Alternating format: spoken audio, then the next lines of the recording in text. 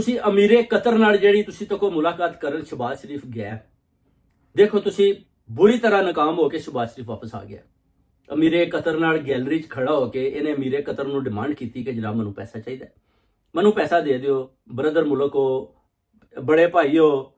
ਉਹਨੇ ਕਿਹਾ ਪੈਸਾ ਸ਼ਹਬਾਜ਼ ਮੈਂ ਤੈਨੂੰ ਕੋਈ ਨਹੀਂ ਦੇਣਾ, ਤੇਰਾ ਕੰਮ ਹੀ ਹੈ ਵੇ ਤੂੰ ਆਮਨੇ ਕਦੇ ਗੈਲਰੀਆਂ ਵੱਲ ਕਦੇ ਉਧਰ ਬਹਾਨਿਆਂ 'ਚ ਨਾ ਟੁਰਦਾ ਜਿੰਨੇ ਨਾਲ ਤੂੰ ਪੈਸੇ ਮੰਗਦਾ। ਉਹਨੇ ਕਿਹਾ ਪੈਸੇ ਮੈਂ ਕੋਈ ਨਹੀਂ ਦੇਣੇ। 2 ਅਰਬ ਨੇ ਮੰਗਿਆ ਸੀ, ਬੁਰੀ ਤਰ੍ਹਾਂ ਫੇਲ ਹੋਇਆ।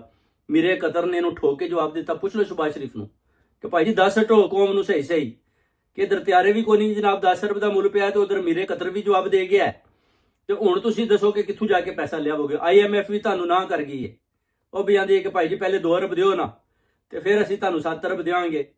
ਤੇ 7 ਅਰਬ ਜਿਹੜਾ ਤੁਸੀਂ 12ਵਾਂ ਖਿਲਾੜੀ ਵੀ ਦੌੜਨ ਲੱਗੇ ਹੈ ਕਿ ਜਨਾਬ ਇੱਕ ਕਿਸ਼ਤ ਹੋਰ ਦੇ ਦਿਓ। 43 ਅਰਬ ਲੈ ਕੇ ਉਹ ਵਰਲਡ ਬੈਂਕ ਦਾ ਵੀ ਨੱਸ ਗਿਆ ਔਰ ਇਧਰ ਮੀਰੇ ਕਤਰ ਨੇ ਵੀ ਠੋਕ ਕੇ ਜਵਾਬ ਦੇ ਦਿੱਤਾ। ਤੇ ਹੁਣ ਦੱਸੋ ਤੁਸੀਂ ਕਿਹੜੇ ਪਾਸੇ ਜਾਓ।